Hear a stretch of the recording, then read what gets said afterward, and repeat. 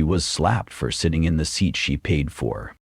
Veronica Hayes, a veteran flight attendant, saw Evelyn Carter, a calm, well-dressed black woman, and assumed she didn't belong in first class.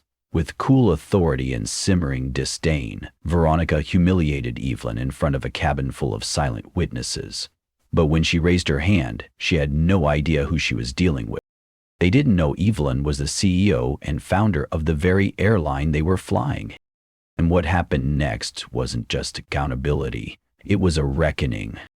Before we go any further, comment where in the world you're watching from and make sure to subscribe, because the story you're about to hear isn't just about one woman. It's about all of us. Sunlight streamed through the oval windows of the aircraft, casting soft reflections on champagne glasses and leather seats. But in the hush of that luxury cabin, a quiet storm was building. One that would upend power, expose bias, and remind everyone watching that dignity is not optional. The hum of the jet engines was soft, almost soothing, as passengers boarded the aircraft for the long flight from Los Angeles to New York. The interior shimmered with quiet opulence. Leather seats the color of warm caramel. Crystal water glasses already waiting on silver trays. This wasn't just a plane. It was a floating fortress of privilege. Then came Evelyn Carter. She stepped aboard alone. Mid-30s, tall, graceful, dressed in a modest navy suit.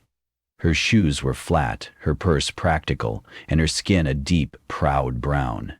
She moved with the unhurried confidence of someone who knew where she belonged, but didn't need to announce it. From behind the cabin curtain, the head flight attendant, Veronica Hayes, watched her. Veronica was a woman who valued presentation. Immaculate uniform, hair tightly pinned, lipstick never out of place. She welcomed a silver-haired couple with glowing smiles and light laughter, but when her eyes met Evelyn's, the warmth faded. Without checking a ticket, Veronica narrowed her gaze. "Hello," she said, tone brittle. "I hope you're not lost." Evelyn paused, then replied with a calm that could soften stone. "No, ma'am. I'm exactly where I'm supposed to be." She moved forward, ticket in hand, but Veronica didn't glance at it. Her body remained firm, subtly blocking the aisle. Tension hung in the air, delicate but heavy. A few passengers looked up from their phones, sensing something unspoken. "First class is reserved for priority passengers," Veronica added sharply. Evelyn's eyes did not waver. She showed her boarding pass. "I am a priority passenger." Yet the judgment had already been made. Not by a computer, not by a seating chart, but by appearance. And in that moment, something deeper than mere inconvenience passed between them.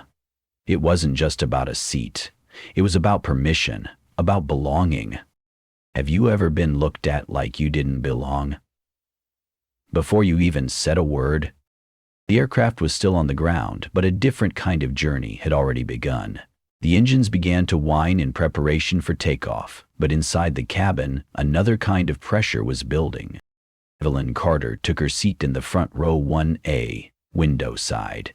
She set down her small carry-on, pulled out her phone and began scrolling through emails. No drama, no noise, just a woman traveling alone. But Veronica Hayes couldn't let it rest. The flight attendant returned, heels tapping the aisle with purpose. This time her smile was gone entirely. "You need to move," she said, louder than necessary. "This seat isn't for—" She hesitated, just a second too long. Evelyn looked up, calm, measured. "I showed you my boarding pass." Passengers began to stir, half interested, half uncomfortable. A man in a tailored gray suit adjusted his glasses. A blonde woman in pearls raised an eyebrow behind designer frames. Veronica didn't back down. "I don't remember seeing your name on the priority list." Still, she refused to check. Why? Was it pride or something deeper? An idea planted long ago that someone like Evelyn couldn't possibly belong here? Evelyn took a breath, her voice soft but steady. "Then I suggest you check again." But Veronica didn't. Instead, she stepped closer. "Either move to the back or I'll call security." For a beat, the entire cabin held its breath.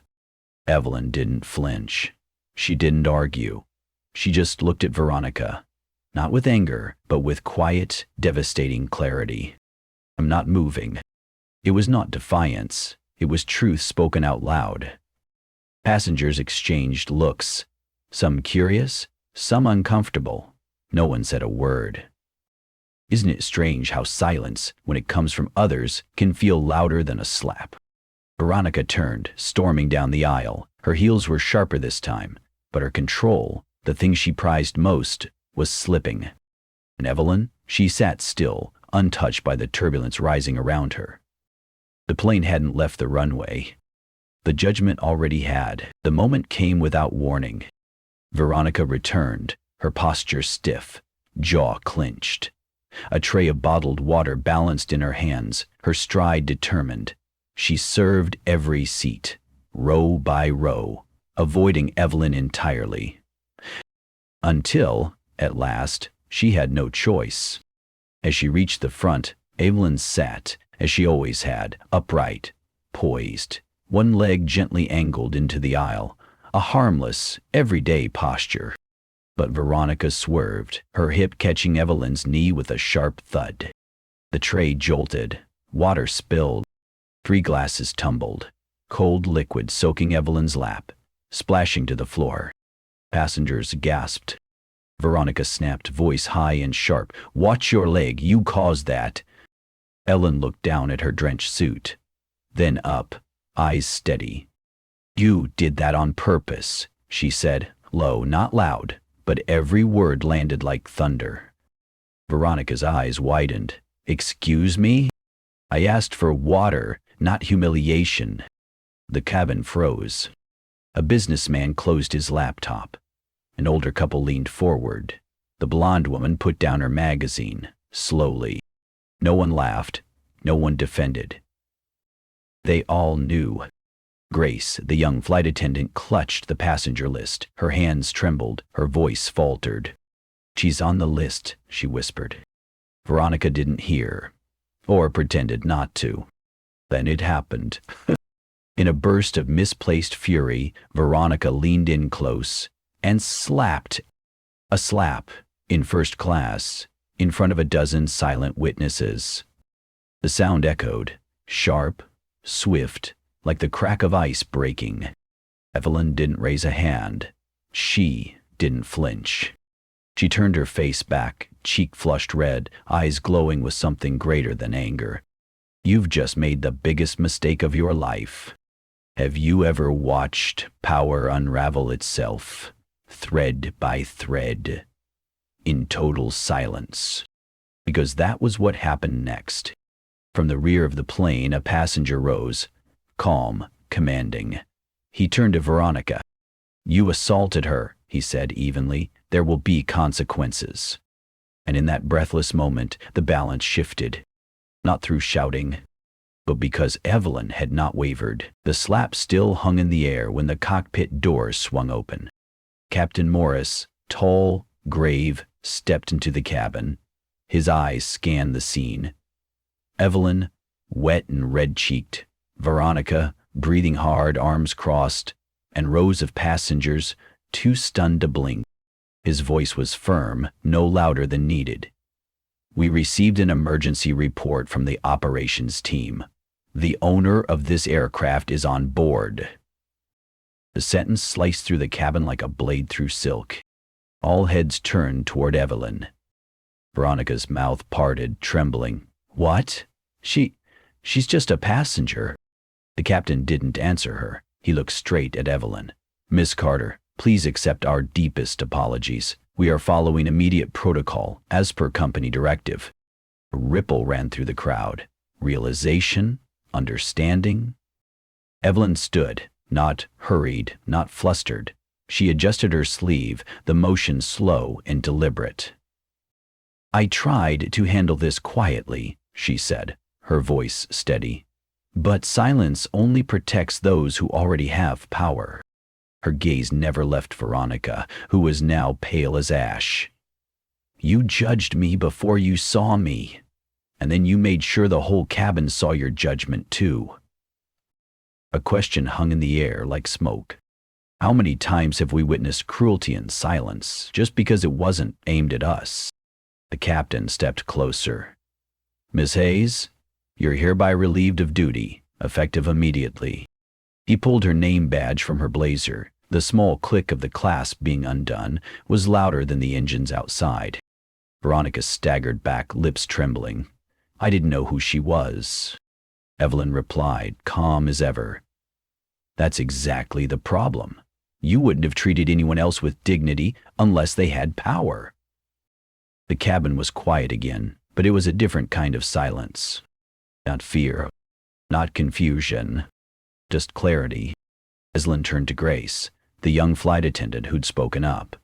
Thank you, she said softly. Courage doesn't always wear a uniform, but today it did. The plane touched down at a private airstrip just before sunset. A sleek black SUV waited on the tarmac, its engine purring like a secret ready to be revealed. Two assistants stepped onto the aircraft, crisp uniforms, earpieces gleaming. They moved with quiet authority toward Evelyn Carter. She didn't rush to stand. She took her time, brushed a hand down her blazer, and gave Grace, still stunned, a reassuring nod. Miss Carter, the lead assistant said softly, the executive team is assembled. Your presence is expected in 45 minutes. At that, the cabin stirred. Evelyn Carter wasn't just a businesswoman. She was the CEO, the founder, the woman who designed the very flight experience Veronica had twisted into cruelty. And yet she had walked on that plane alone, without fanfare, without demanding special treatment. Because that's not what real leadership needs.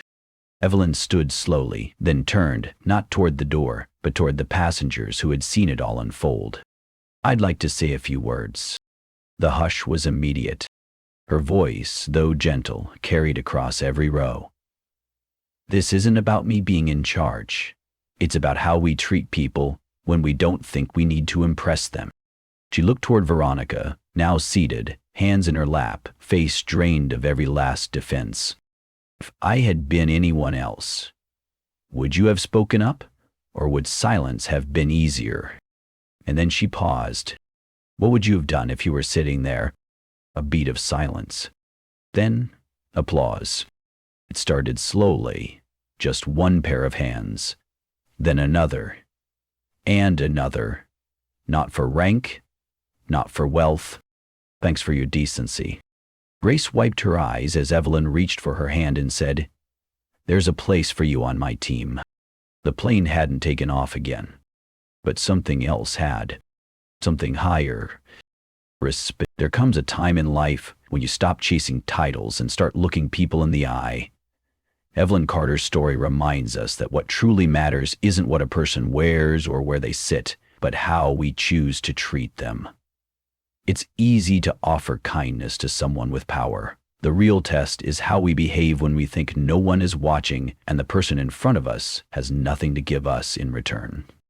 Many of us, especially with age, have been on both sides, judged unfairly or perhaps too quick to judge. But the beauty of time is that it softens us, teaches us that respect isn't a prize, it's a basic gift, like holding a door open or speaking someone's name kindly. Maybe the next time you meet someone, you'll pause, listen a little longer, smile a little warmer, because behind every quiet face may be a story, a strength, or a truth you never saw coming. And isn't it something? How a little dignity freely given can change everything. Evelyn Carter didn't walk off that plane with a crowd cheering behind her.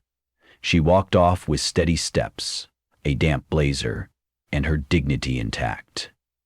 Her power wasn't loud, it was quiet, rooted in the choice to stand tall when it would have been easier to look away. No headlines were needed. The truth had already taken flight. In the days that followed, policies changed, training deepened, and for the first time, some passengers remembered a flight not for turbulence or delay, but because justice had boarded, quietly, in seat Ton A. A woman who once sat in silence made sure that silence would no longer be the default. If this story stayed with you, share it. Subscribe to Echoes of Racism so these voices don't fade into silence. In the meantime, I've chosen 2 stories I think will move you just as much. Take care, and we'll see you soon.